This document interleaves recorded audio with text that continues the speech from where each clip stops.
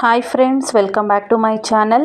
ನಾನಿವತ್ತು ನಿಮಗೆ ದೊಡ್ಡಪತ್ರೆ ಸೊಪ್ಪಿನ ಚಟ್ನಿ, ಔಷಧೀಯ ಗುಣವುಳ್ಳ ದೊಡ್ಡಪತ್ರೆ ಸೊಪ್ಪಿನ ಚಟ್ನಿ ಯಾವ ರೀತಿ ಮಾಡೋದು ಅಂತ ತೋರಿಸ್ತೀನಿ.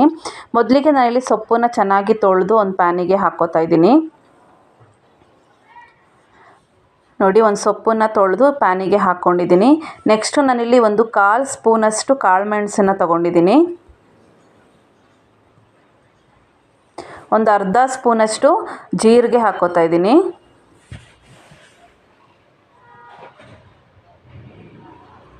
ಒಂದೆರಡು ಒಣಮೆಣಸಿನ್ಕಾಯಿ ತೊಗೊಂಡಿದ್ದೀನಿ. ಒಣಮೆಣಸಿನ್ಕಾಯಿ ಬೇಡ ಅಂದರೆ ನೀವು ಸ್ಕಿಪ್ ಮಾಡ್ಕೋಬೋದು, ಯಾಕೆಂದರೆ ಕಾಳು ಮೆಣಸಲ್ಲೂ ಕೂಡ ನಮಗೆ ಖಾರದ ಅಂಶ ಇರುತ್ತೆ.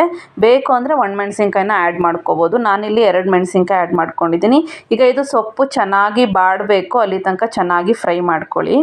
ಈ ದೊಡ್ಡಪತ್ರೆ ಸೊಪ್ಪಲ್ಲಿ ನಮಗೆ ಎಷ್ಟು ಔಷಧೀಯ ಅಂಶ ಇದೆ ಅಂದರೆ, ನಮಗೆ ಕೆಮ್ಮು, ಕಫ, ನೆಗಡಿ, ಶೀತ ಏನಾಗಿದ್ರೂ ಕೂಡ ಈ ದೊಡ್ಡಪತ್ರೆ ಸೊಪ್ಪಿನ ರಸನ ತಿಂದರೆ ಅದರಲ್ಲಿ ಬೇಗ ಕಡಿಮೆ ಆಗುತ್ತೆ.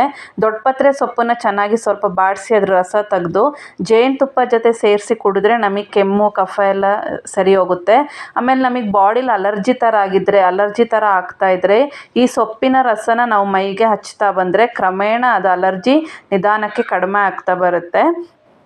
ನೋಡಿ, ಈಗ ಇದು ಚೆನ್ನಾಗಿ ಬಾಡಿಸ್ಕೊಬೇಕು.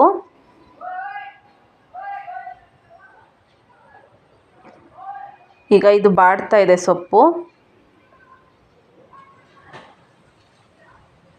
ನೆಕ್ಸ್ಟು ನಾನಿಲ್ಲಿ ಸ್ಟವ್ ಆಫ್ ಮಾಡಿ ಸ್ವಲ್ಪ ಇದನ್ನು ತಣ್ಣಗಾಗೋಕ್ಕೆ ಬಿಡ್ತೀನಿ.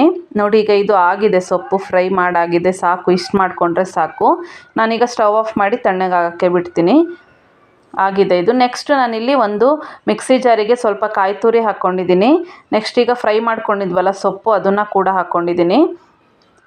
ಮತ್ತು ಸ್ವಲ್ಪ ಹುಳಿಗೆ ಹುಣಸೆಹಣ್ಣು ಹಾಕ್ಕೋತಾ ಇದ್ದೀನಿ. ನೆಕ್ಸ್ಟ್ ನಾನಿಲ್ಲಿ ಸ್ವಲ್ಪ ರುಚಿಗೆ ತಕ್ಕಷ್ಟು ಉಪ್ಪು, ಇದಿಷ್ಟು ಹಾಕ್ಕೊಂಡು ಈಗ ಚಟ್ನಿ ರುಬ್ಕೊಂಡು ಬರೋಣ. ನೋಡಿ, ಈಗ ಚಟ್ನಿ ರುಬ್ಬಾಗಿದೆ. ತುಂಬ ಈಸಿ, ಕ್ವಿಕ್ಕಾಗಿ ಒಂದು 5 ಮಿನಿಟ್ಸಲ್ಲಿ ಮಾಡ್ಕೊಳ್ಳೋವಂಥ ರೆಸಿಪಿ. ಆರೋಗ್ಯಕ್ಕೂ ಕೂಡ ತುಂಬಾ ಒಳ್ಳೆಯದು ಇದನ್ನು ತಿಂದರೆ. ದಯವಿಟ್ಟು ನೀವು ಕೂಡ ಮನೆಯಲ್ಲಿ ಟ್ರೈ ಮಾಡಿ ಹೇಗಿದೆ ಅಂತ ನನಗೆ ಕಮೆಂಟ್ ಮಾಡಿ. ಇದಕ್ಕೆ ನಾನು ಮತ್ತೆ ಎಕ್ಸ್ಟ್ರಾ ಒಗ್ಗರಣೆ ಏನೂ ಆ್ಯಡ್ ಮಾಡ್ತಾಯಿಲ್ಲ. ಇಷ್ಟೇ ಮಾಡಿಕೊಂಡ್ರೆ ಟೇಸ್ಟಾಗಿರುತ್ತೆ, ತುಂಬ ಟೇಸ್ಟಿಯಾಗಿ ಕೂಡ ಇರುತ್ತೆ ತಿನ್ನೋಕ್ಕೆ. ನೀವು ಕೂಡ ಮನೆಯಲ್ಲಿ ಟ್ರೈ ಮಾಡಿ. ದಯವಿಟ್ಟು ನನ್ನ ವೀಡಿಯೋಸ್ನ ಸಬ್ಸ್ಕ್ರೈಬ್ ಮಾಡ್ಕೊಂಡು ನೋಡಿ, ನನಗೆ ಸಪೋರ್ಟ್ ಮಾಡಿ. ನಾನು ಮತ್ತೆ ಮುಂದಿನ ವೀಡಿಯೋದಲ್ಲಿ ಸಿಗ್ತೀನಿ. Bye friends.